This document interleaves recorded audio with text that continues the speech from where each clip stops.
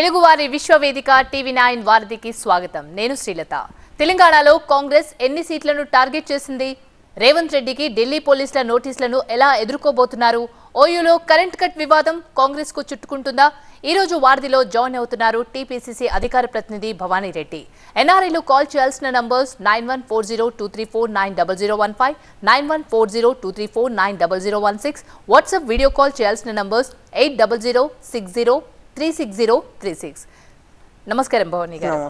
ఈ రోజు Congress hot issue ఏదంటే రేవంత్ రెడ్డికి ఢిల్లీ పోలీసుల నోటీసులు. దీన్ని కాంగ్రెస్ ఎలా రిసీవ్ చేసుకుంటుంది? ఏముంది, వాళ్ళు నోటీసులు ఇచ్చి వెళ్ళిండ్రు, మనం ఎదుర్కొందాం అంతే. That's it. ఏముంది, మా లీగల్ సెల్ ఉన్నది కదా, టీం అంతా కూడా they are on it. So చూద్దాం, అంటే అది ఎంత మేరకు, అది ఎవరు చేసిండ్రు, let the result be out, చూద్దాం. Enquiries are going on, some sections అన్నీ పెట్టి రమ్మన్నారు కదా. So will see how it goes. అంటే డీప్ ఫేక్ వీడియోలను సీఎం షేర్ చేయడం ఎంతవరకు కరెక్ట్ అంటారు? అంటే అది ఎలా జరిగిందో అదే, that's what we're going to find it out. And దాన్ని నిజంగా కూడా అంటే చేసిండ్రా చేయలేదా, ఎవరు చేసిండ్రు, ఇవన్నీ లైక్లు షేర్లు ఈ కామెంట్స్ ఇవన్నీ కూడా సోషల్ మీడియాలో జరుగుతూ ఉంటాయి. అట్లా అనుకున్నప్పుడు చాలాసార్లు వీళ్ళకి ఎన్ని నోటీసులు ఇచ్చినా తక్కువే. బీజేపీ వాళ్ళకి ఎన్నో రకాలుగా డైరెక్ట్ బాడీ షేమింగ్ చేయడం కానీ, మార్ఫింగ్ చేయడం కానీ, క్యారికేచర్ బొమ్మలు అసహ్యకరంగా జుగుత్సాకరంగా గతంలో సోనియా గాంధీ గారిని కానీ, రాహుల్ గాంధీ గారిని కానీ అటాక్ చేయడంలో వాళ్ళు ఎట్లా చేసిండ్రు అంటే ఇట్స్ లైక్ ఎలక్షన్ టైంలో కానీ, రాజకీయంగా కానీ, పొలిటికల్ సినారియోలో అప్పుడప్పుడు ఎలా జరుగుతూ ఉంటాయి. అత్యుత్సాహంతో కార్యకర్తలు కానీ ఎవరైనా కానీ చేస్తారు. సో అట్లాంటి టైంలో దాన్ని వాళ్ళు అట్లా తీసుకుంటే ఎన్నోసార్లు మనం కూడా చేసి ఉండాలి. కానీ it's okay, let's see. As I said, our legal team is on that and let's find out how it goes. తెలంగాణలో కాంగ్రెస్ ప్రచారం ఎలా సాగుతుంది? ఎన్ని సీట్లు వస్తాయని మీరు అనుకుంటున్నారు? It's going good. అండ్ మేమైతే 14 to 15 అనుకున్నాము. బట్ వాళ్ళకి అదే అనిపించి, మీరు ఇందాక అడిగిన ప్రీవియస్ క్వశ్చన్, ఎట్లనైనా చేసి డిఫేమ్ చేయాలి, ఇక ఏదో ఒకటి పెట్టుకోవాలి ముందట అని చెప్పి అది పెట్టుకున్నట్టే అనిపిస్తుంది. బట్ మేమైతే వీఆర్ సో క్లియర్. 14 అయితే మేము టార్గెట్గా పనిచేస్తాం. అంటే యాక్చువల్గా అయితే 17లో వర్క్ చేస్తున్నాము. బట్ యాజ్ ఐ సెడ్ 14 అయితే పక్కా అని మొదటి నుంచి అనుకున్నాము. అది 12 to 14 అవ్వచ్చు. మరీ యాక్యురేట్ ఫిగర్ అయితే చెప్పలేము. బట్ నాకైతే ఐఎమ్ సో కాన్ఫిడెంట్. అట్లనే సర్వేస్ కూడా అన్నీ అట్లనే చెప్తా ఉన్నాయి. అండ్ మేము ఫీల్డ్లో వెళ్ళి వర్క్ చేసినప్పుడు మా పర్సనల్ ఎక్స్పీరియన్స్ కూడా చాలా బాగుంది అనిపిస్తుంది. ఓకే, తెలంగాణ వచ్చిన తర్వాత ఇచ్చింది కాంగ్రెస్ అయినా, వచ్చిన తర్వాత ఫస్ట్ టైం ఇప్పుడు కాంగ్రెస్ అధికారంలో ఉంది. ఇప్పుడు ప్రజల రియాక్షన్ ఎలా ఉంది? మీరు ప్రజల మధ్యలోకి వెళ్తున్నారు కదా. They are so happy. అంటే మొత్తం మీద అమ్మ ఇప్పుడే తెలంగాణ వచ్చింది అన్నట్టుగా, ఏదో సినిమాలు ఉంటుంది కదా, మహిష్మతి ఊపిరి పీల్చుకో అన్నట్టు, దే ఆర్ లిబరేటెడ్ లాగా ఫీల్ అవుతున్నారు వాళ్ళు. సో అంటే 10 ఏళ్ళ నిర్బంధ పాలనల వాళ్ళు ఎక్కడ కూడా మనకు నిరసన తెలపడానికి లేదు. ఏమన్నా అంటే ఒకటే కాళేశ్వరం స్టోరీ, అది తప్ప పెద్ద అభివృద్ధి చేసింది ఏమీ లేదు, కొత్తగా ఉద్యోగాలు ఇచ్చింది ఏం లేదు, అన్ని రకాలుగా అన్ని వర్గాల వాళ్ళకి పెద్ద ఏం చేసింది లేదనే ఒక లాంటి ఇది ఉందన్నమాట. సో కొత్తగా ఒక రేషన్ కార్డులు ఇచ్చింది లేదు, ఫీ రియంబర్స్మెంట్ చేసింది లేదు. అంటే గతంలో ఉన్న పథకాలన్నీ కూడా కుంటుపడేసి, ప్లస్ వాళ్ళు ఇస్తామన్నవి కూడా 10 ఎకరాలు ఇచ్చిన దాఖలాలు లేవు ఎక్కడ దళితులకి. దళిత బంధు 3 ఎకరాలు భూమి ప్లస్ 10 లక్షల దళిత బంధు. సో అట్లాంటివన్నీ కూడా ఆచరణకు సాధ్యంగానే హామీలన్నీ ఇచ్చి ఉన్నారు. సో కొంచెం వ్యవసాయం ఉన్నారు జనాలు. ఎనీహౌ తెలుగు రాష్ట్రాలు ఎప్పుడు కూడా 2 times కన్నా ఎక్కువ మ్యాండేట్ ఎప్పుడు ఇచ్చింది లేదు. సో అది రిపీట్ అయింది. మాకు ఇంకొక 5 ఏళ్ళు మళ్ళీ ఎక్స్ట్రా మాకు కూడా వస్తుండొచ్చు 2 times కనుక మ్యాండేట్ ఇస్తే. అందుకని చెప్పి సో దీంతోపాటు ఎంపీ కూడా bonus, not only in Telangana, మీరు చూస్తూ ఉన్నారు. సో నార్త్లో కూడా మొన్న పోలింగ్ తర్వాత కూడా we came to know that బీజేపీకి వాళ్ళు అనుకున్నవి అయితే వస్తలేవు. అందుకని సౌత్లో వాళ్ళు కాన్సన్ట్రేట్ చేసిండ్రు అనేది. ప్లస్ సౌత్లో కూడా ఇప్పుడు తమిళనాడు, కేరళ, కర్ణాటక ఇవన్నీ కూడా చాలా మంచిగా పోతూ ఉన్నాయి. దాంతోపాటు తెలంగాణ అయితే it's going to be number 1. అవన్నీ తెలుసుకొని ఇట్లాంటి ఇందాక ఫస్ట్ క్వశ్చన్ మీది, సో అట్లాంటివన్నీ చేస్తూ ఉన్నారు, జిమ్మిక్లు డ్రామాలు. But it's okay. Right. Caller New Jersey నుంచి శ్రీధర్ రెడ్డి కాల్ చేశారు. నమస్తే శ్రీధర్ రెడ్డి గారు, మీ క్వశ్చన్ ఏంటో అడగండి భవానీ గారు. నమస్తే మేడం, ఒక 2 questions ఉన్నాయండి. ముఖ్యంగా తెలంగాణలో కాంగ్రెస్ పార్టీ వచ్చిన తర్వాత, రేవంత్ రెడ్డి గారు సీఎం అయిన తర్వాత కొంత చేంజ్ కనిపిస్తుంది. మెయిన్గా education and health care reforms తీసుకురావాలని ఎక్స్పెక్ట్ చేస్తున్నామండి. సో ఎలక్షన్స్ అయిన తర్వాత ముఖ్యంగా గవర్నమెంట్ స్కూల్స్ కానీ గవర్నమెంట్ హాస్పిటల్స్ లో కానీ మెడికల్ ఎక్విప్మెంట్ అవుట్డేటెడ్ గా ఉండటం, ఫెసిలిటీస్ లేకపోవడం, నాన్ హైజీనిక్ కండిషన్స్ ఉండటం. సో ఇలాగా మెయిన్ గా ఈ రిఫార్మ్స్ మీరు స్ట్రాంగ్ గా తీసుకొచ్చే ప్రయత్నం ఉందా? దానికి బడ్జెట్ ఏమైనా కేటాయించారా? అది ఎప్పటి వరకు అవ్వచ్చు? ఆఫ్టర్ ఎలక్షన్స్ చేయొచ్చు, బట్ మాకు కొంత ఇన్ఫర్మేషన్ ఇస్తే బాగుంటుంది. దాని గురించి చెప్పండి. సెకండ్ ఏంటంటే మేడం, ముఖ్యంగా మన తెలుగు రాష్ట్రాల్లో ఐ థింక్ సినిమాలకి సెన్సార్ ఎలాగో పొలిటికల్ సిస్టమ్ కి కంప్లీట్ గా పొలిటికల్ సెన్సార్ కూడా చాలా అవసరం మన తెలుగు రాష్ట్రాలకు. కాబట్టి పార్లమెంట్ లో ఒక బిల్లు పెట్టాలండి. కంప్లీట్ గా ఏంటంటే media should only telecast the news. ఈ డిబేట్స్ కానీ లేకపోతే గొడవలు కానీ డైలాగ్ వారు ఒకరినొకరు బండబూతులు తిట్టుకోవటం ఇవన్నీ ప్రజలకు అవసరం లేదు అసలు. కాబట్టి అసలు చెప్పాలంటే ఇంత దూషణలు, పర్సనల్ అటాక్స్ ఇదంతా ప్రసారాల వల్ల అవుతుంది. కాబట్టి ఈ పొలిటికల్ సెన్సార్ మెకానిజం ని ఐ థింక్ పార్లమెంటులో బిల్లు పెట్టి complete which is media is the fourth estate of our democracy. కాబట్టి ఇది చేస్తే కొంత మీడియా కూడా కంట్రోల్లో ఉండొచ్చు అండి. అటువంటి మెకానిజం. రైట్ శ్రీధర్ గారు, మీ క్వశ్చన్ కి ఆన్సర్ చెప్తారు భవానీ గారు. సో ఫస్ట్ వచ్చేసి వెరీ గుడ్ అన్న, that's what first initiative CM గారిది అదే. సో స్కిల్ డెవలప్మెంట్ అన్నీ కూడా సెంటర్స్ పెట్టడము, తర్వాత ఎడ్యుకేషన్ వైజ్గా ప్రతి మండలానికి ఒక మంచి ఇంటర్నేషనల్ స్కూల్ పెట్టడము. సో ఇవన్నీ కూడా ఆల్రెడీ పెట్టిండ్రు. సో దానికి కూడా ప్రత్యేకంగా బడ్జెట్లో కేటాయించడం జరిగింది. అండ్ మెడికల్ కూడా మొదటి నుంచి సీఎం గారు అదే అంటున్నారు, విద్య ఆరోగ్యం రెండు, వైద్యం చాలా ఇంపార్టెంట్ ఇవి అని చెప్పి మొదటి నుంచి కూడా దాని మీద మంచి విజన్ అయితే ఉంది. సో అనుకోకుండా ఇప్పుడు మళ్ళీ వెంటనే ఎలక్షన్స్ రావడం, మీరు అన్నట్టుగా ఎలక్షన్స్ తర్వాత మంచి పాలసీలతోనైతే ముందుకు వస్తారు. ఆల్రెడీ ఎడ్యుకేషన్ పాలసీ అయితే రూపొందించినాము. అండ్ ఇప్పుడు మెడికల్ పాలసీ కూడా మీరు చెప్పినట్టు. అండ్ మీరందరూ కూడా ఏమన్నా సూచనలు ఇస్తే వి వెల్కమ్ దెమ్. అండ్ మీరు అక్కడ ఉండి నిజంగా కూడా తెలంగాణ గురించి బాగా ఆలోచిస్తారు, మీకంటే ఎక్కువ. అంటే ఇక్కడ ఉన్న వాళ్ళు కూడా అంత ఆలోచించరు, ఎందుకంటే మీరు you can see the difference. అక్కడ ఉన్నట్టు ఉంటే బాగుండు అనే ఒకలాంటి ఎక్స్పెక్టేషన్స్, తెలంగాణలో కూడా ఇట్లా ఉండాలన్న ఆశ మీకు ఉంటుంది. డెఫినెట్గా అన్నా ముందుకు పోతాం మీ ఐడియాస్ అన్నీ తీసుకొని. అండ్ పొలిటికల్ దానికి వస్తే కనుక ఒకలాంటి నిజంగా కూడా ఒకలాంటి ఫ్రిక్షన్ అంతా క్రియేట్ చేసిండ్రు. అంత మీరు అన్నట్టుగా అవసరం లేదేమో అనిపిస్తుంది. యాజ్ వి సీ, లైక్ నేను కూడా ఆస్ట్రేలియాలో ఉన్నా కదా, ఎక్కువ డిజిటల్ క్యాంపెయిన్ వాళ్ళు ఇది తీసుకెళ్తూ ఉంటారు కొత్త ఈ రణగొనదనులు, ఈ ఘర్షణ వాతావరణాలు నిజంగా కూడా అక్కడ ఉండవు. ఎంత అమికబుల్ మేనర్లో ఉంటాయి మీకు తెలుసు కదా. సేమ్ రైల్వే స్టేషన్స్లో కానీ అక్కడ కానీ ఇద్దరు ఎంపీల అభ్యర్థులు అట్లా ఎదురుగా నిలబడి కలిసి కాఫీ తాగే పరిస్థితి అది ఉంటుంది. ఇక్కడ అన్ఫార్చునేట్లీ అది లేదు. ఐ విష్ అలా ఉంటే బాగుండేది అనిపిస్తుంది. బట్ ఇంకంతే, ఇంకా మన జనాభా తగ్గట్టు, మన మనుషుల మెంటాలిటీ తగ్గట్టు ఇంకంతే మనం మారితే నిజంగా ఏదైనా చట్టం తీసుకొస్తే బాగానే ఉండు. బట్ 2/3 మెజారిటీ లేకుండా ఎవరేం చేయలేము.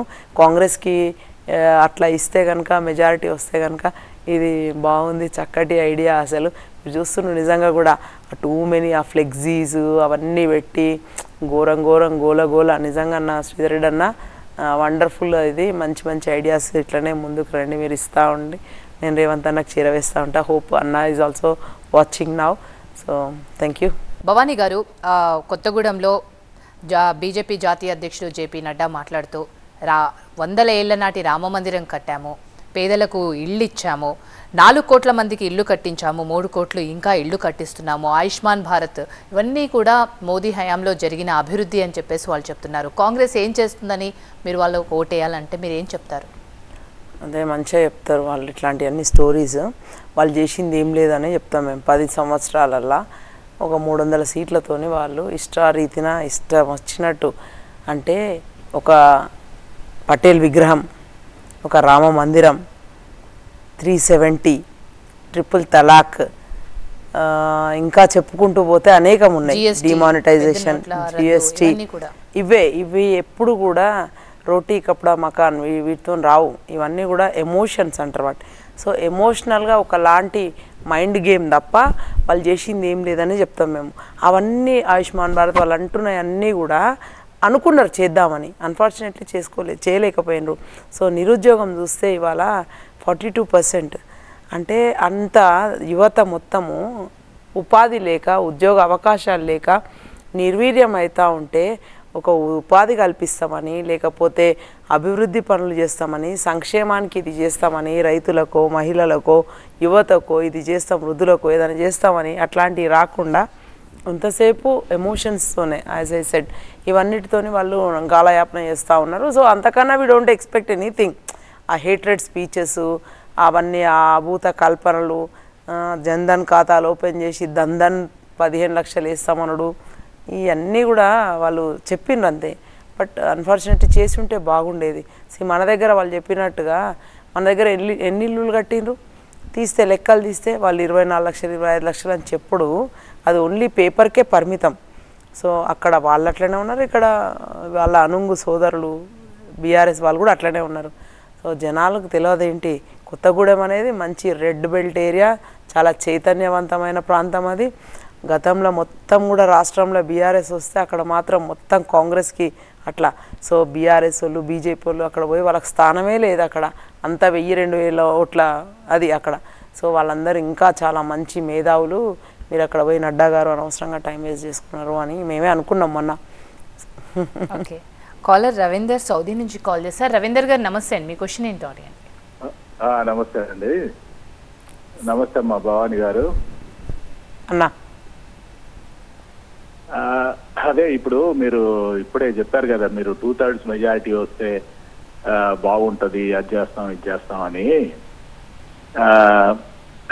మంచి చేస్తాం, అది చేస్తాం ఇది చేస్తాం అని కాదు, మంచి చేస్తాం వాళ్ళలాగా. అదే అదే మీ పార్టీ నెహ్రూ దగ్గర నుంచి చేసిన మంచి అంతా ఉంది కదా, ఏది చైనాకు భూమి కట్టబెట్టడం, తర్వాత సెక్యులర్. వినండి వినండి, మీరు అది చెప్తే నేను ఇది కూడా చెప్పాలి కదా. అయ్యో వింటున్నా, ఐమ్ నాట్ గోయింగ్ అవే. ఎమర్జెన్సీలో పెట్టడం, మన్మోహన్ సింగ్ ఏవో ముస్లిమ్స్ కి ఈ కంట్రీలో ఫస్ట్ షేర్ ఉంటదని, రేపు మళ్ళీ 2/3 వస్తే మీరు ఏం చేస్తారు? ముస్లిం కంట్రీగా డిక్లేర్ చేస్తారా? అసలు మీరు చదువుకున్నారా ఏమన్నా? మీ క్వశ్చన్ ఏంటో రవీంద్ర గారు, మీ క్వశ్చన్ అడగండి. మీరేం చదువుకున్నారో నాకు తెలియదు కానీ I did my masters in IT, that too from Central Queensland University from Australia. And full కాన్షియస్తోనే మాట్లాడుతున్నా, కన్సెన్సస్తోనే మాట్లాడుతున్నా. And personal attack is not good అన్న. అండ్ దో మీరు వెనకకు తీసుకోకపోయినా I feel very sorry about that. మరి మీరు అబ్రాడ్లో కట్టిட்டு పోతారు, పర్సనల్గా మాట్లాడకూడదు అనే విషయం మీకు తెలియదేమో. బట్ నేనైతే మీరు చెప్పిన దానికి నేను చెప్తా ఉన్నా, మంచి చేసే పనులన్నీ మేము చేస్తామని చెప్తా ఉన్నా. వాళ్ళు అడిగిన దానికి చెప్తా ఉన్నా. అంటే ఆ క్యాంపెయిన్ గురించి ఇవన్నీ కూడా ఎందుకు ఇదంతా అవసరం, ఒకలాంటి ఘర్షణ వాతావరణం. అంటే నేను సామరస్యం కోసం మాట్లాడినా అక్కడ, కానీ మీరు దాన్ని తీసుకొచ్చి ఎక్కడికో తీసుకుపోతా ఉన్నారు. మరి 2/3 మెజారిటీ వస్తే మరి బీజేపీ వాళ్ళు అంటున్నారు, మేము ఎక్కడ చెప్పలే కదా, మాకు 420 అని మేము చెప్పలేదు కదన్నా. Ravinder garu, hope you are listening to me. So మేము ఎక్కడ అట్లాంటివి ఏమైనా చేస్తామని తెచ్చింది వాళ్ళని చెప్తా ఉన్నాం. తేలేదా మరి ఆ ట్రిపుల్ తలాకు, ఆ 370 బలవంతంగా డిమానిటైజేషను, జిఎస్టీ, ఇవన్నీ రాత్రికి రాత్రి నోట్లు మారుతాయి అనుకుంటే మొత్తానికే మార్చేసిండ్రు కదా. తలరాతలే మార్చేసి రైతుల పాలిట నల్ల చట్టాలు ఇష్టం వచ్చినట్టు మెజారిటీ ఉందని చెప్పి వాళ్ళు చేసుకుంటా ఉన్నారు కదా. మేము అదే మాట్లాడినాం. సో మేము వస్తే జస్ట్ నేను దాన్ని ఒక్కదాని గురించి మాట్లాడినా, మంచి మంచి తీసుకొద్దాం. మరి అవును, ఎస్, రాజ్యాంగ సవరణ ద్వారా కానీ అప్పుడు 73, 74 రాజ్యాంగ సవరణ ద్వారా ఒక మహిళలు, ఒక ఎగ్జాంపుల్ చెప్తున్నా, సో మహిళా కమిషన్ లేకుండా అప్పుడు అది ఏర్పాటు చేసుకున్నాం. అట్లాంటి మంచి మంచి పనుల గురించి చెప్పుదాం అనుకుంటే మీరు I felt very bad, sorry. Right, ఆచరణ సాధ్యం కానీ హామీలు ఇస్తున్నారని బీఆర్ఎస్ అంటుంది. డిసెంబర్లో చేయాల్సిన రుణమాఫీ ఇంకా చేయలేదు. మరోవైపు సీఎం స్వయంగా చెప్తున్నారు August 15 లోపు చేసేస్తామని చెప్పి. ఒక రుణమాఫీ అయినా ఇంకా ఏ అంశాలు మీరు ప్రజల్లోకి తీసుకెళ్తున్నారు? Exactly, very good question. మేము చెప్పినవన్నీ కూడా చేస్తాము. సో అప్పుడు మేము ఇచ్చిన 6 గ్యారంటీల్లో భాగంగా ఆల్మోస్ట్ 5 to 6 ఆల్రెడీ చేసినాం. సో కోడ్ వల్ల అదొకటి, అది కూడా మేము మేనిఫెస్టోలో పెట్టడం జరిగింది. So manifesto is like our Bible, Quran, Gita అని ఎక్కడైనా చెప్తూనే ఉన్నాము. అది మాకు కొలమానం అనే చెప్తా ఉన్నాం. సో దాన్ని తీసుకెళ్ళి జనాలలోకి వెళ్ళి వాళ్ళ కాంగ్రెస్ పార్టీ గెలుచుకున్నాము ఇన్ని సీట్లని చెప్తా ఉన్నాం, అధికారంలోకి వచ్చినాం. సో ఇకపోతే 15 ఆగస్టు లోపు చేస్తా అని చెప్పిండ్రు. సో అందులో పెద్ద శషబిషలు మీమాంసలు ఏమి లేవు. వాళ్ళు ఏమంటారంటే ఆచరణకు సాధ్యం కాని హామీలు ఏంటి అంటే నేను చెప్తా. 3 ఎకరాలు, so which the land cannot be produced, created or anything. So దాన్ని ఆచరణ అంటే జనాభాకు దళితులకు 3 ఎకరాలు ఇస్తా అన్న ఆయన కనీసం 1/2 ఎకరం కానీ ఎక్కడ కూడా ఇచ్చిన దాఖలాలు లేవు. సో ఒక డయాస్ మీద మాత్రం ఫొటోస్ కోసము పబ్లిసిటీ కోసం ఎవరినో ఒకరిని దాన్ని పిలిచి ఇచ్చిండ్రు. ఐ డోంట్ నో మళ్ళీ ధరణి పేరు మీద వచ్చిన మొన్న దానిలో మళ్ళీ వెనకకి తీసేసుకున్నారేమో, సోదరులను కనుక్కోవాలి.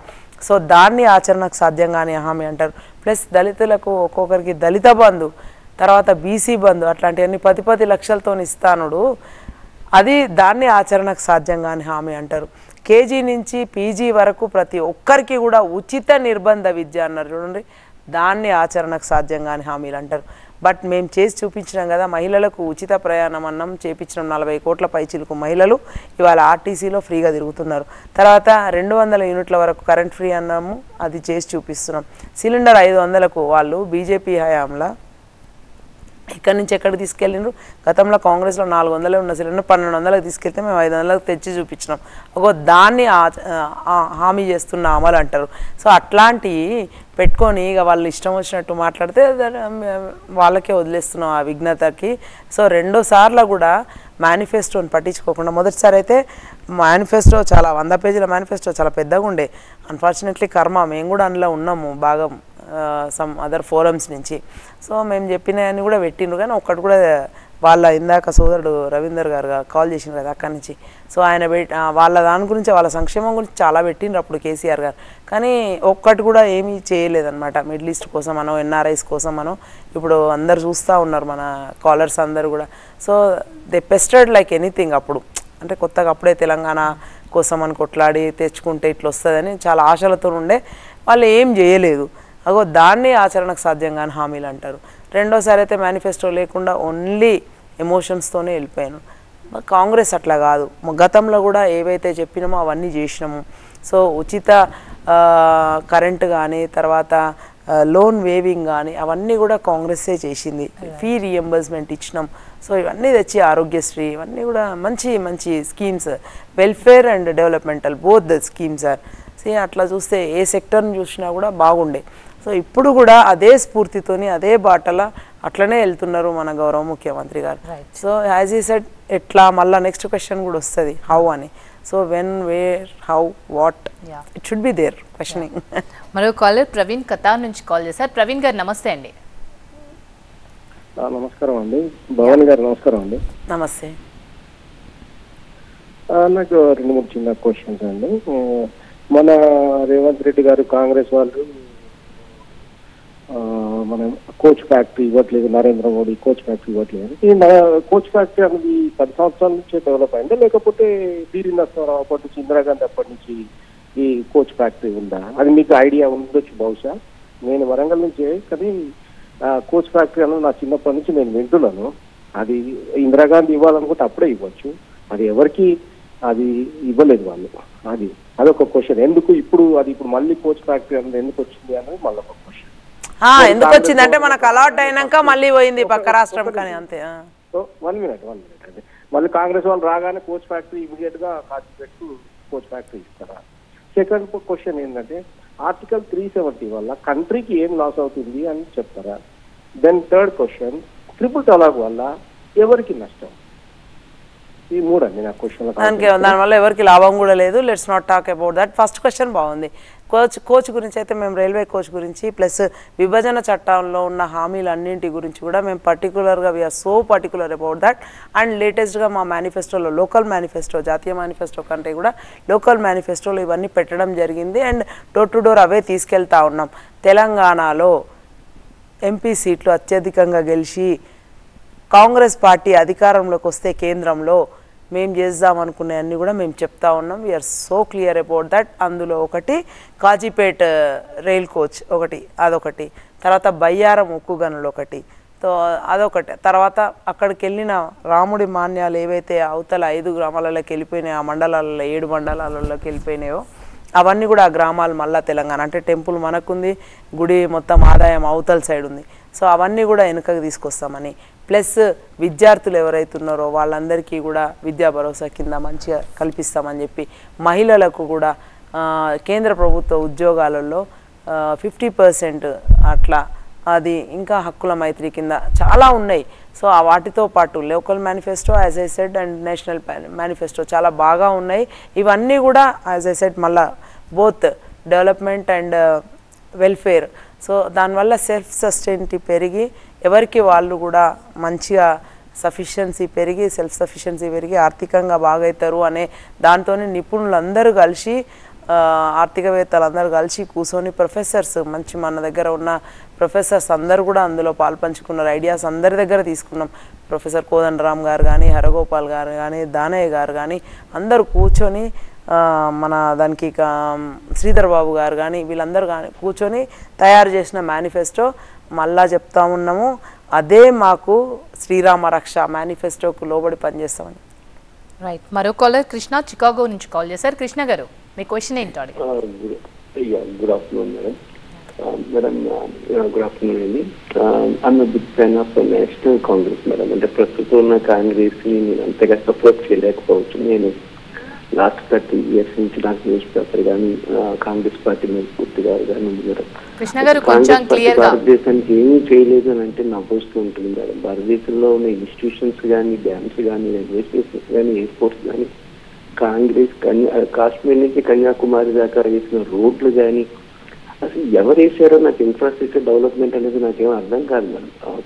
1947లో మన ఇండియన్ ఎకానమీ ఏంటి, 2000s వచ్చినప్పుడు మన ఎకానమీ ఏంటి, మన పావర్టీ లైన్ డెవలప్మెంట్ ఏంటి, ఇదంతా ఎవరు చేశారో నాకు అర్థం కావట్లేదు మేడం. ఈ 10 సంవత్సరాలనే భారతదేశం డెవలప్ అయ్యింది అనే ప్రొజెక్షన్ చేస్తుంటే నాకు వింతగా అనిపిస్తుంది మేడం. భారతదేశంలో టాప్ ఇన్స్టిట్యూషన్స్ కానీ, టాప్ ఎడ్యుకేషన్ ఇన్స్టిట్యూషన్స్ కానీ, ఎనీ డిఫెన్స్ ఇండస్ట్రీస్ కానీ, everything made by Congress. Whether there made a some mistakes after 2000, I'm not sure. నాకు అదంతా తెలియదు. కానీ అసలు ఇండియాలో ఏ ఇన్స్టిట్యూషన్ ఎస్టాబ్లిష్ చేసిందన్నా కాంగ్రెస్ పార్టీ మేడం. ఏ బ్యాంక్, అగ్రికల్చర్ రిఫార్మ్స్ కానీ, నేషనల్ పాలసీస్ కానీ, all are designed by the Congress party. But unfortunately something large scale of operations, some mistakes వల్ల కరప్షన్ ఉండొచ్చు. అంత మాత్రం కాంగ్రెస్ పార్టీ భారతదేశానికి ఏమీ చేయలేదు అనడం ఒక ఫ్యాషన్ గా పీపుల్కి అవుతుందేమో నాకు బాధగా అనిపిస్తుంది కదా. ఎగ్జాక్ట్లీ. సో దీని మీద మీ కామెంట్ చెప్పండి. అదే ఆ కృష్ణ గారికి మీరు పాపం కౌంటర్ నేను ఇవ్వాల్సిన ఘాటుగా సమాధానం మీరు ఇచ్చిండ్రన్నా. Thank you so much. Yes, Congress did lot. And మనం చేసినవన్నీ, కాంగ్రెస్ హయాంలో చేసినవన్నీ పిఎస్యూస్ అన్నీ కూడా ఇప్పుడు అడ్డంగా అమ్ముతా ఉన్నారు. 60 లక్షల కోట్ల ప్రాపర్టీస్ అన్నీ 6 లక్షలకి అప్పనంగా అదానికి అంబానీకి కట్టబెడతా ఉంటే చూస్తూ కూర్చోలేకనే నిజంగా కూడా మేమందరం కించిత్ బాధలో ఉంటే, మళ్ళీ ఆన్ టాప్ ఆఫ్ దట్ మన కళ్ళ ముందున్న అభివృద్ధిని మొత్తం విధ్వంసం చేసుకుంటా కాంగ్రెస్ ఏం చేసింది అంటే ఇట్స్ షేమ్. బట్ ఇంకా అంత ఫెరోషియస్గా ఇప్పుడు ఎందుకు మాట్లాడడం లేండి. ఇప్పుడు this is like not debate. మీరు అక్కడెక్కడో ఉన్నారు, ఒక అలాంటి బాధనో ఏందో పోనీలే అని చెప్పి అందుకుట్లా మనం ఇప్పుడు అధికారంలో ఉన్నాం రాష్ట్రంలో. సో ఎందుకు ఇంకా అటాక్ చేయడము, వాళ్ళని అట్లా వదిలేద్దాము.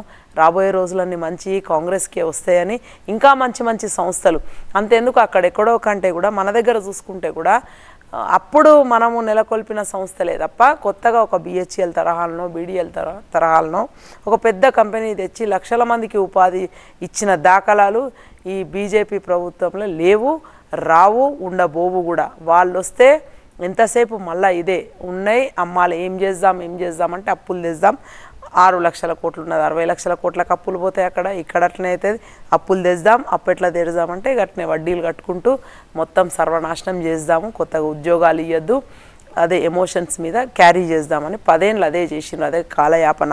మనం ఒక 60 ఏళ్ళ వెనకకి పడిపోయినామేమో అనే ఫీలింగ్ మాకు వస్తుంది.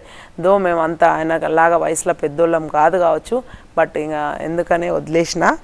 చాలా చక్కగా ప్రతిష్టాత్మకమైన ఐఐటీస్, ఎయిమ్స్ అట్లాంటివన్నీ కూడా కాంగ్రెస్ పార్టీ హయాంలోనే వచ్చినాయి. కాంగ్రెస్ డిడ్ అన్ని వర్గాల వాళ్ళకి అందరికీ కూడా కాంగ్రెస్ బాగా తీసుకొచ్చేసింది.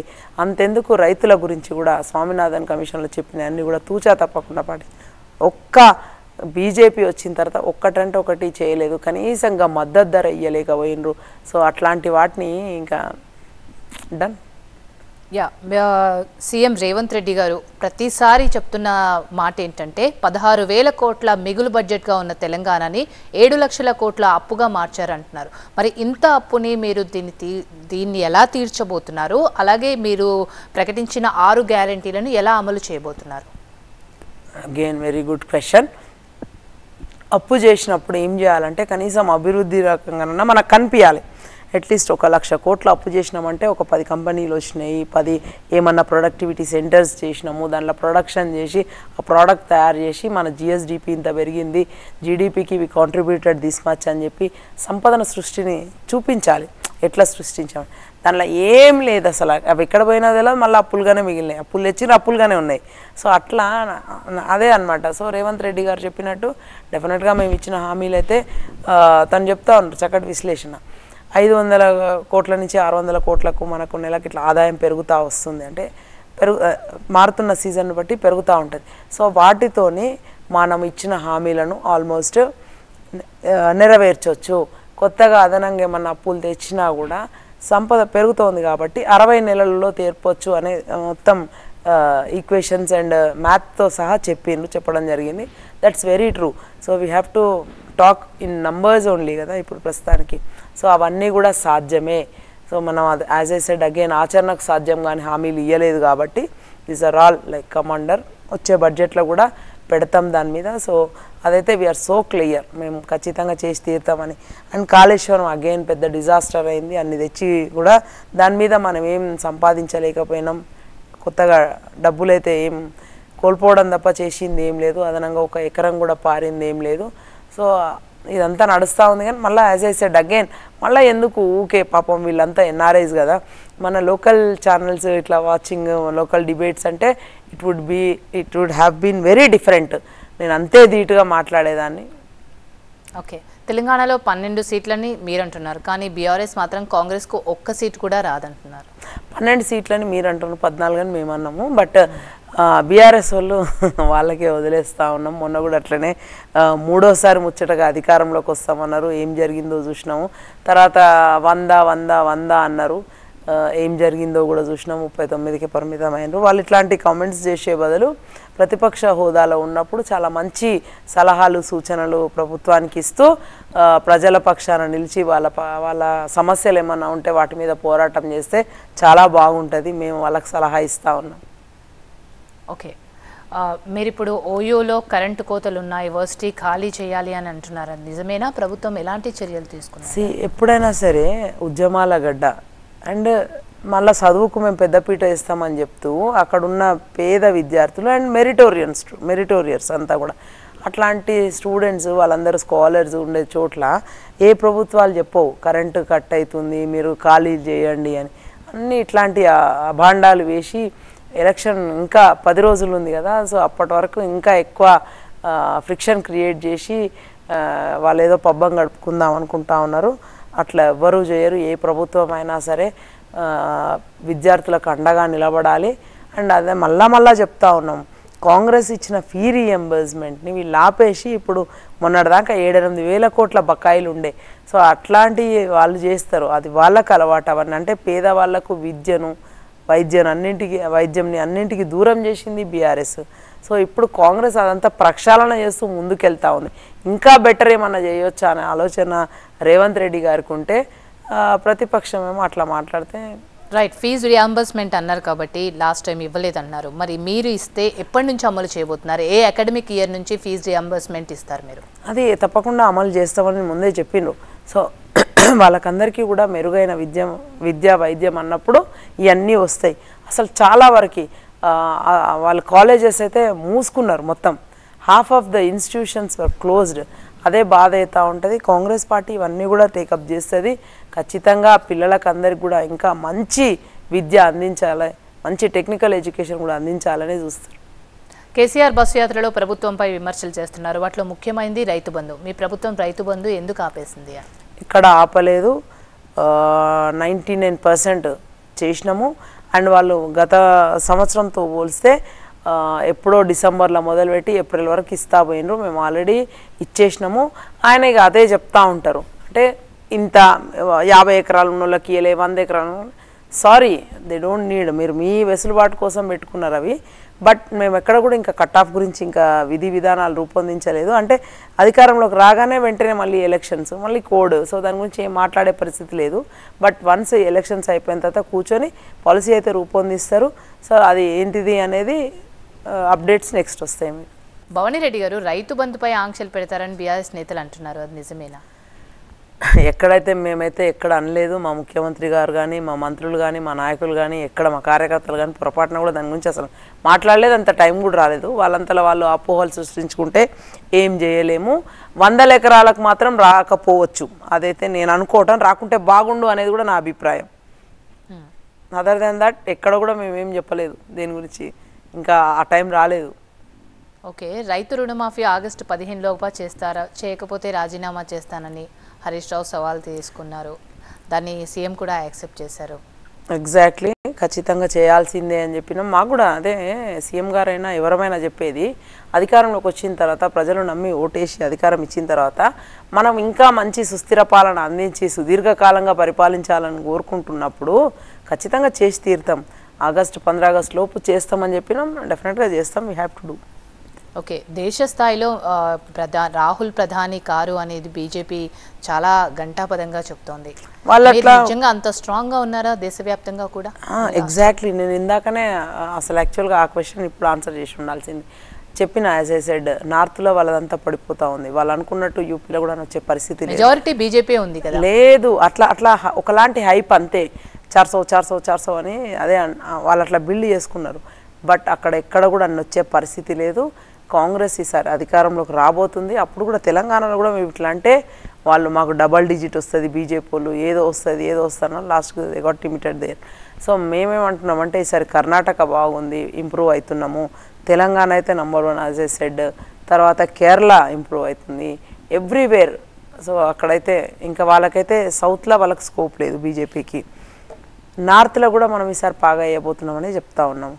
కాంగ్రెస్ పార్టీ 100% గవర్నమెంట్ ఫామ్ చేస్తుంది అని మేము విశ్వసిస్తూ ఫామ్ చేస్తే కనుక మేము చెప్పిన అంశాలు ఏవైతే ఉన్నాయో మేనిఫెస్టోలా ప్రజల కోసం, ప్రజల కొరకు పాటుపడతాము అని చెప్పి మళ్ళొక్కసారి చెప్తా ఉన్నా. 200% ఇది. కానీ మీరు చెప్పిన దానికి వాళ్ళు చెప్పేదానికి రివర్స్లో ఉంది. నార్త్లో స్ట్రాంగ్గా ఉన్నాం, సౌత్లో వీక్ ఉన్నాం కాబట్టి సౌత్పై ఫోకస్ చేస్తున్నారు అని బీజేపీ నేతలు చెప్తున్నారు. మీరు చెప్పింది ఏంటంటే నార్త్లో వీక్ అవుతున్నారు కాబట్టి సౌత్పై ఫోకస్ చేస్తున్నారని. ఇందులో నిజమేంటి? అదే కదా, వాళ్ళకు నచ్చినట్టుగా వాళ్ళు చెప్పుకుంటా ఉన్నారు. So despite of having all the media in their hands, మరి ఎందుకు అట్లా చెప్తా ఉన్నాయి? పోల్స్ అన్నీ కూడా మొన్న ఓటింగ్ సరళిని పరిశీలించిన తర్వాత అందరు కూడా మేధావులు, అందరు కూడా కొన్ని న్యూట్రల్గా ఉన్న సంస్థలు కూడా, మీడియా సంస్థలు కూడా కాంగ్రెస్కి ప్రో చెప్తా ఉన్నాయి. అంటే వాళ్ళు ఇప్పుడిప్పుడే భయంలోంచి బయటికి వస్తున్నారు. వాళ్ళు కూడా ఊపిరి పీల్చుకున్నారు. Congress is coming in to power అని చెప్పి అందరు విశ్వసిస్తున్నారు. చూద్దాం, ఎన్ని రోజులు లేదు కదా. ఇట్స్ లైక్ ఇంకా 15 days అయితే అయిపోతుంది, వచ్చేస్తూనే ఉంటాయి కదా. బీఆర్ఎస్ పాలనలో రెప్పపాటు కూడా కరెంటు పోకుండా ఉంది, కానీ ఇప్పుడు కరెంట్ అక్కడక్కడ పోతుంది. మొన్న కేసీఆర్ భోజనం చేసేటప్పుడు కూడా కరెంటు పోయింది అనేది, కరెంట్ అనేది కూడా హాట్ టాపిక్గా మారింది. అదే 85,000 కోట్లు కరెంటుకు బకాయిలు పెట్టి అన్నీ చేస్తూ ఉంటే అట్లనే ఉంటుంది. సో మేమేమనుకున్నామంటే మొన్నటి దాంట్లో అంశాలల్లో శ్వేతపత్రం ఇచ్చినాం ఒకటి. అందులో క్లియర్గా చెప్పిండ్రు మా మంత్రులు, అంటే వీళ్ళు ఎక్కడెక్కడ డిస్కంల దగ్గర ఏం కథలు పడ్డారు, ఏమేం చేసిండ్రు అన్నీ తేట తెల్లమైంది. సో అది ఇంకా దిద్దుబాటు చర్యలనే ఉన్నాము. బట్ కరెంట్ ఎక్కడా కూడా నాకైతే అట్లా ఐ నెవర్ ఎన్కౌంటర్డ్. బట్ మంచిగానే ఉంది. అది ఎక్కడన్నా అవుటేజెస్ ఉంటే, అది స్టామ్స్, థండర్ స్టామ్స్ వలన ఎక్కడన్నా అవుటేజెస్ ఉంటే దాన్ని పెద్ద భూతద్దంలో పెట్టి చూపించడము. ఒక సోషల్ మీడియా యూనివర్సిటీని ఏర్పాటు చేసుకున్నారు వాళ్ళు, not the school, university. So అందులో 100 మందిని పెట్టుకొని నెలకు 50,000 లక్ష రూపాయలు ఇచ్చుకుంటూ కాంగ్రెస్ మీద కక్ష కట్టి వాళ్ళు అట్లాంటివన్నీ చేస్తూ ఉన్నారు. ఎక్కడ కూడా పోతలేదు, అందరూ కూడా హ్యాపీగా ఉన్నారు. సో వాళ్ళు సుస్థిరంగా ఉన్నదని అస్థిరం అని చెప్పడంలో భాగం అనమాట అదంతా. ఓకే, ఇమ్తియాజ్ దుబాయ్ నుంచి కాల్ చేశారు. ఇమ్తియాజ్ గారు నమస్తే అండి. భవానీ రెడ్డి గారు ఉన్నారు, మీ క్వశ్చన్స్ ఏంటి? నమస్తే మేడం. నమస్తే భవానీ గారు. మేడం, ఇప్పుడు ఒక చిన్న సలహా మేడం. ఇప్పుడు ఉండే ఎన్వైరన్మెంట్ ప్రకారంగా కాంగ్రెస్ గవర్నమెంట్ కి చాలా బాగా ఉంది. ఈసారి వాళ్ళు చెప్పినట్టు 400 పార్ అనే కాన్సెప్టే లేదు. 50-50 ఉన్నట్టే అన్ని మేజర్ బయట వచ్చే వార్తల ప్రకారంగా కాంగ్రెస్ కి కూడా అంత వీళ్ళకి బీజేపీ వాళ్ళకి వన్ సైడెడ్ గా అయితే రాదు. ఖచ్చితంగా డీసెంట్ నెంబర్ కాంగ్రెస్ కి ఖచ్చితంగా ఉంటుంది. It has a major role to play India కూటమి అనేది ఒక general perception. Coming in to power అంతే, మీరు ఇంకా వేరే 50-50 కూడా లేదు. కావాల్సింది కాంగ్రెస్ రావాలి, రాహుల్ గాంధీ గారు పిఎం కావాలి. సూపర్. నేను జస్ట్ టు బి ఫ్రాంక్ ఆ లైన్ ఈసారి మారాలి. 10 ఏళ్ళు చూసేసామండి, ఈ వాట్సాప్ యూనివర్సిటీలు చూసేసాం. లేని డెవలప్మెంట్ ఉన్నట్టు చూపించి ఎలా మభ్య పెడుతున్నారో వాట్సాప్ యూనివర్సిటీలో మెసేజ్లకు పంపించి లేనివన్నీ ఫేక్లు సృష్టించి అది చేసేసాం ఇది చేసేసామని ఆఖరికి ఇస్రోని కూడా వదలలేదండి ప్రధానమంత్రి గారు. ఎగ్జాక్ట్లీ. చంద్రయాన్ వెళ్తుంటే దాని పక్కన ఈయన ఫోటో వేసుకుంటున్నాడు. ఆయన చేసినప్పుడు ఇస్రో పెట్టింది రాజీవ్ గాంధీ టైం నుంచి, రాజీవ్ గాంధీ గారు కాంగ్రెస్ గవర్నమెంట్ స్టార్ట్ చేసిన ఫండింగ్ తీసుకొచ్చి ఈయన ఈరోజు చూపించుకుంటున్నాడు. ఏది వదలట్లేదు. అసలు అన్నిటికంటే దరిద్రం ఏంటంటే మేడం, ఈ north India media Rahul Gandhi గారు ఏం చేసినా చూపిరు, కానీ ఈయన ఏం చేయకపోయినా ఈయన ఫోటోజెనిక్ అంటారు కదా, ఫోటో కోసమే పుట్టినట్టు అమ్మకాళ్ళు మొక్కినా కూడా ఫోటో. ఏ కొడుకు కెమెరాలు తీసుకెళ్లి అమ్మకాళ్ళు మొక్కుతాడని అర్థం కావట్లేదు. సో ఈ విధంగా ఉన్నప్పుడు మీ సోషల్ మీడియా కొద్దిగా స్ట్రాంగ్ అవ్వాలండి. నాకు పర్సనల్ గా ఫీలింగ్ ఏంటంటే వాళ్ళు ఎంతసేపటికి ఇప్పుడు 10 సార్లు అబద్ధం రిపీట్ చేస్తుంటే చదువుకున్న వాళ్ళని పక్కన పెట్టేస్తే కొద్దిగా లోవర్ ఎడ్యుకేషన్ రేట్ వాళ్ళు చూసిందే నిజం అనుకుంటున్నారు. ఈ రోజు దాదాపు అదే నడుస్తుందండి. మీ కాంగ్రెస్ గురించి తప్పుగా ప్రచారం చేస్తుంటే దీన్ని మీరు బలంగా ఎదుర్కోవడం లేదు అనేది నా అభిప్రాయం. మీరు తప్పుగా అనుకోవద్దు మేడం, దిస్ ఇస్ ఫ్యాక్ట్. ఎందుకంటే ఇంకా స్ట్రాంగ్ గా రావాలండి. వాళ్ళు గట్టిగా సపోజ్ బూతులు మాట్లాడుతున్నారు అనుకున్న చిన్న ఎగ్జాంపుల్, మీరు బూతులు మాట్లాడాలని కాదు కదా, వీళ్ళు బూతులు మాట్లాడే వాళ్ళు అనేది ఎక్స్పోజ్ చేయడంలో కూడా మీరు విఫలం అవుతున్నారు అనేది నా పర్సనల్ ఒపీనియన్ మేడం. కొద్దిగా మీ సోషల్ మీడియా టీమ్ ని స్ట్రాంగ్ గా చేయాలి. ఏం చేద్దాం, మన రాహుల్ గాంధీ గారు ఎంతసేపు 16 గెలుస్తారు, లీవ్ ఇట్. కానీ అక్కడ నేషనల్ పార్టీ వచ్చినప్పటికీ మీరు పూర్వ వైభవం రావాలని మనస్ఫూర్తిగా కోరుకుంటూ ముస్లిం కమ్యూనిటీ తరఫున మొత్తం రాహుల్ గాంధీ గారిని పిఎం గా చూడాలని కోరుకుంటున్నాం madam. Thank you so much. You will see తొందరలోనే. అయితే వాళ్ళు ఒకలాంటి హేట్రెడ్ని పెంచి పోషిస్తున్నారు. మనం ఒక ప్రేమ సహృద్భావ వాతావరణం కోసం మనం ట్రై చేస్తూ ఉన్నాము. లైక్ ఏది గెలుస్తుందో చూద్దాం అప్పుడు. ఇకపోతే మీరు అన్నట్టుగా industrial revolution, IT revolution, green revolution ఇవన్నీ కూడా కాంగ్రెస్ హయాంలోనే వచ్చింది. అట్లాంటి సంస్థలన్నీ కూడా మనమే ఏర్పాటు చేసినాము. మనము నిజంగా కూడా ఒకంత దౌర్భాగ్యం ఏంటంటే వీళ్ళలాగా కనుక దుర్మార్గంగా ప్రవర్తించి ఉంటే, ఇంత నిర్బంధంగా పాలించి ఉంటే అసలు కొత్తగా ఇంకో పార్టీలు పుట్టకపోతుండే, ఇట్లాంటివి రాకపోతుండే. ఈ 10 years మరి జనాలు ఏమో చాలా రోజులైంది కదా, చాలా చూసాం, సరే కొత్త వాళ్ళని చూద్దాం అనుకొని ఇచ్చినట్టున్నారు అవకాశం. బట్ ఆ 10 years అవకాశం ఇవ్వడం వల్ల ఎన్నో ఏళ్ళు వెనకకపోయినాము. రానున్న రోజులలో తప్పకుండా కాంగ్రెస్ గెలుస్తుంది. మనం అనుకున్నవన్నీ నెరవేరుతాయి. రాహుల్ గాంధీ గారా ఇంకొకరా ప్రధానమంత్రి అయితే మీరు అనుకున్నట్టుగా కాంగ్రెస్ ప్రధానమంత్రి అయితే అవుతారు. సో మీరందరూ కూడా మీరందరూ అప్పుడు ఇండియాకి రండి, లెట్స్ సెలబ్రేట్. ఎన్నికల తర్వాత కాంగ్రెస్ ప్రభుత్వం పడిపోతుంది అనేది ప్రచారం జరుగుతోంది. రేవంత్ రెడ్డి బీజేపీలో జాయిన్ అయిపోతారు అని కూడా అదే యూనివర్సిటీలో సోదరుడు పార్టీలో కూడా షిండేలు ఉన్నారా, ఇమ్తియాజ్ గారు చెప్తున్నారు కదా, యూనివర్సిటీలు నెలకొల్పి ఇట్లాంటివి ప్రచారం చేస్తూ ఉంటారు. అండ్ ప్రజలు అంటే వాళ్ళు ఇచ్చిన మ్యాండేట్ మీద ప్రజల మీద అంత గలీజ్గా ఎందుకు వీళ్ళకు దృక్పథం అంటే, వాళ్ళు గౌరవంగా మంచిగా ఇచ్చి వాళ్ళు మనల్ని అధికారంలో కూర్చోబెడితే రాజ్యాంగబద్ధంగా ప్రజాస్వామ్యబద్ధంగా ఏర్పడిన ప్రభుత్వం కూలిపోతుంది అనే అవాకులు చివాకులు వెళ్తే అది ఇక వాళ్ళకే వదిలేస్తున్నాము. మంచిగా 64+1 తర్వాత వీళ్ళు అట్లా అన్నందుకే ఇంక 2-3 కూడా వచ్చిండ్రు. సో మంచిగా ఉన్నాం 70తో, ఇక హ్యాపీగా ఉన్నాము. ఏం ఫరక్ పడదు. 5 ఏళ్ళు కాదు, 10 ఏళ్ళు కాదు, మంచి వాటితోని వెల్ఫేర్ అండ్ డెవలప్మెంటల్ యాక్టివిటీస్తో ముందుకు పోతూ ఉంటే ప్రజలు ఆదరించి సుస్థిరంగా మంచిగా ఒక 20 ఏళ్ళ అవకాశం ఇస్తారు. యువకులు ఇక్కడ ఉన్న రేవంత్ రెడ్డి గారు కూడా, అక్కడున్న రాహుల్ గాంధీ గారు కూడా చాలా యువకులు మంచి జీల్తో ఉన్నారు. ఏదో చేద్దామని ముందుకు వచ్చిండ్రు కాబట్టి అంగీకరించి ప్రజలు ఆమోదించి మళ్ళొక్కసారి ఆమోద ముద్ర వేస్తారు, చేతి గుర్తుకు వేస్తారు, మేము గెలుస్తామని చెప్తున్నాం. ఓకే, ఇప్పుడు కాంగ్రెస్లో చేరికలు ఎక్కువయ్యాయి. చేరికలు సీనియర్స్కి కొంచెం తలనొప్పిగా మారాయనే టాక్ కూడా వినిపిస్తుంది. చేరికలు ప్లస్సా మైనసా కాంగ్రెస్లోనే కాదు ఎక్కడైనా సరే ఆ చేరినప్పుడు కొంచెం ఉంటూనే ఉంటుంది, కొత్త పాత కలయిక కొంచెం కష్టంగానే ఉంటుంది. కానీ బట్ కాంగ్రెస్ పార్టీ ఎక్కడ కూడా అట్లా ఎవరిని కూడా వీళ్ళు నా వాళ్ళు కాదు బహార్ అట్లా అని ఎప్పుడు చూడదు, హక్కున చేర్చుకుంటుంది. కొన్ని చోట్ల డెఫినెట్గా ప్లస్సే, బట్ అక్కడక్కడ కొంచెం ఎక్కడన్నా అనిపిస్తుండొచ్చు, అది కూడా కార్యకర్తల పాయింట్ ఆఫ్ వ్యూలో చూస్తే. బట్ యాజ్ వైడర్ పర్స్పెక్టివ్లో చూస్తే ఖచ్చితంగా మనం గెలవాలి, అక్కడ బలం అవ్వాలి party. So especially in Hyderabad మనం చూసుకుంటే సో మనకు రాలేదు ఎక్కడ కూడా ఒకటి కూడా. సో అట్లాంటి టైంలో పార్టీని బలోపేతం చేయాలి, కొత్త వాళ్ళని తీసుకోవాలి, బలమైన నాయకులను తీసుకోవాలి. అట్లాంటప్పుడే ఇడున్న పార్లమెంట్లో ఏమన్నా మనం గెలిచే ఛాన్సెస్ ఉంటాయి. మల్కాజ్గిరి చుట్టుపక్కల ఉన్న ఇటు సైడ్ చేవెళ్ళ కానీ హాఫ్ ఆఫ్ ద కవర్ అయితే, తర్వాత అటు వచ్చేసి హైదరాబాద్ సికింద్రాబాద్, అంటే ఎక్కడ కూడా we cannot afford to lose single seat అని అనుకున్నప్పుడు తప్పదు, తీసుకోవాల్సి వస్తుంది. ఓకే, పర్సంటేజ్ పరంగా మాకు వాళ్ళకి ఓన్లీ 2% తేడాతోనే వాళ్ళు గెలిచారు అని చెప్పేసి బీఆర్ఎస్ అధినేత కేసీఆర్ చెప్తున్నారు. మరి ఈ లోక్సభ ఎలక్షన్స్ని మీరు ఏ విధంగా ట్యాకిల్ చేయబోతున్నారు? వాళ్ళు 1%, 2% అవన్నీ ఇక చెప్తూనే ఉంటారు. లాస్ట్ టైం కూడా వాళ్ళు సర్కారు 16 ఏమో ఫేక్ అట్లా ఉండే అన్నీ.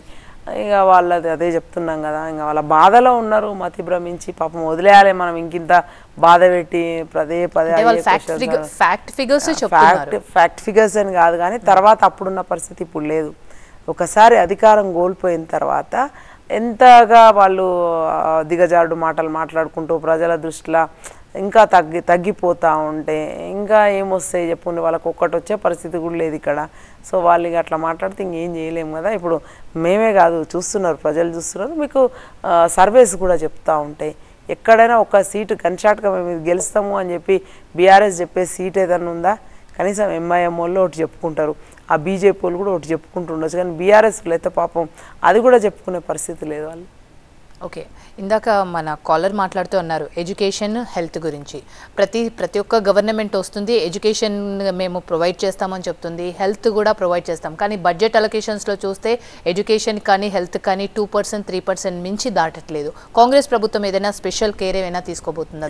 ఎగ్జాక్ట్లీ నేను చెప్పిన కదా ఆల్రెడీ ముందే, దానికే ప్రయారిటీ అని చెప్పి కొన్ని అన్నిట్లలో కూడా మేనిఫెస్టోలో 12 ఉండొచ్చు, బట్ ప్రయారిటైజ్ చేసుకొని ఏది ఇంపార్టెంట్ అనేది అనుకున్నప్పుడు డెఫినెట్గా ఈ 2 టాప్ ప్రయారిటీస్ అని చెప్తాను. అండ్ గవర్నమెంట్ ఈ 2 మంచిగా చేస్తే కనుక మిగతా ఏం చేయక్కర్లేదు, అసలు మంచిగా ఇవి చేసుకుంటే కనుక మంచి గుడ్ హెల్త్కి, తర్వాత మంచి ఎడ్యుకేషన్కి పటిష్టంగా చేసుకుంటే it makes the difference. Education makes the difference. మంచి పిల్లలు తయారవుతారు, మంచి యూనివర్సిటీస్ ఉంటే మంచిగా చదువుకుంటారు, they will be out of the universities and మంచిగా they can get jobs anywhere. మనం అట్లా స్కిల్ యూనివర్సిటీస్ పెట్టి అగైన్ వాళ్ళ స్కిల్ని డెవలప్ చేస్తే they should be trained in certain manner that they can be observed anywhere. అదే చెప్తా ఉన్నాం, గవర్నమెంట్ కూడా అదే చేస్తుంది. సో వైద్యపరంగా కూడా మంచి తీసుకొస్తున్నామని చెప్పినాం. సో ఆల్రెడీ ఆరోగ్యశ్రీని కూడా 5 నుంచి 10 లక్షలకు చేసినాం. అంటే ఏంది, హెల్త్ అనేది చాలా ఇంపార్టెంట్, ఫోర్మోస్ట్ అనేది చెప్తాను. దానికన్నా మించింది ఏముంటుంది చెప్పండి. Thank you so much Bhavani Reddy గారు, మీరు వారధికి వచ్చి మీ టైంని కేటాయించారు. Thank you so much. ఇది ఇవాల్టి వారధి, చూస్తూనే ఉండండి TV9.